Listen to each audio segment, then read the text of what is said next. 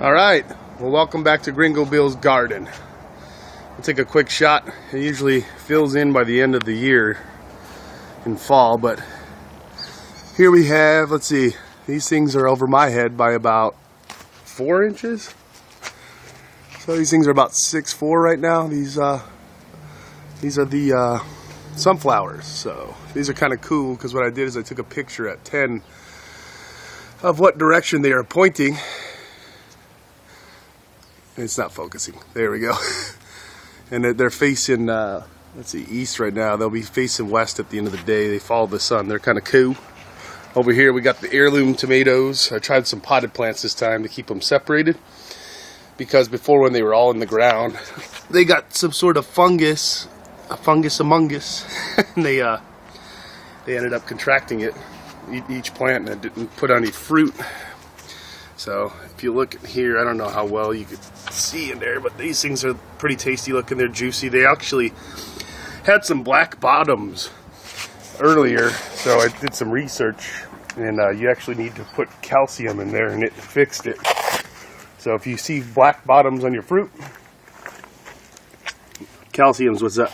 And then this is a pepper plant that the dogs keep trampling. Rowdy did that last year, but that was the strongest plant. The ones that get beat usually live longer. And then these are some more heirloom tomatoes that I've planted from seed. So those are starting to come in nice. And let's see here, we got a pepper plant mixed in with a bunch of heirloom tomatoes. So we'll see what's up with that. I'm trying some new soil too, a little mixture of moisture control by Miracle Grow, and it seems to be holding the water better in this desert. Those are all tomatoes. It's all shaky, sorry guys. Sorry about the spit. So here you have some artichokes from last season. They're just still around. And I got lazy, so basically instead of processing these to eat, they're going to be really cool flowers.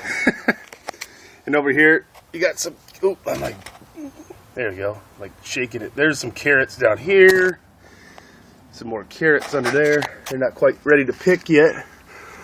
Let's see what else we got back here. Oh, got some celery that decided it was going to grow out of nowhere in the middle of my path. I don't know if you can see that, but chives under here. There's some lizard eggs that were in here too. So we got another generation of lizards this year. Let's see what we got here. More peppers for my sauces. And these are the Asian peppers. They're supposed to be comparable to ghost chilies, so let's see if I'm going to eat too many of those. Garlic, still in here from last season. Let's see here. This is the watermelon. It's starting to take over. I might cut it back, but I might just let it grow. It seems like it kills weeds because it sucks all the water up, but and peppers don't seem to mind it. As you can see, this is a cayenne from last year. The only one that survived through the freezes. And this is a poblano, I think. I'm not sure. But you got the watermelons, and then you got these various chilies back here. So as you can see, they're kind of symbiotic with the watermelon. So the watermelon are keeping the weeds down, and they're not killing my chili, so we'll leave it. And this is another chili plant, of course. Now, these are habaneros, I believe. But when it rained, the seeds got washed down. So you got one in the middle now. So I'm going to have to be careful when I'm walking. And for some reason, I think I put some compost back here at one point. Or an old soup or something just to feed the garden, and I got some potatoes on accident. So those things, you know, they got a ton of leaves, and they'll split on their own if you leave them. They're kind of asexual. They don't need to be germinated really. They'll just split off and do spores, and it'd be cool. And then back here you got I put my cukes in the back because they'll strangle everything. I don't know if you see the angle of this trellis, but I'm going to put one plant going up, and then I'm doing the Japanese style, like with minimal room. You got to kind of be ingenuitive. So I got this other one here, and he's going to go up and they'll intersect.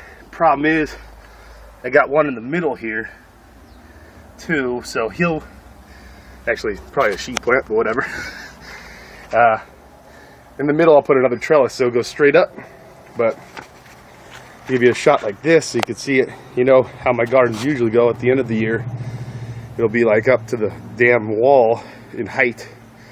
And then we'll just keep checking in. Hopefully you're having a good weekend, and we'll see you in a bit.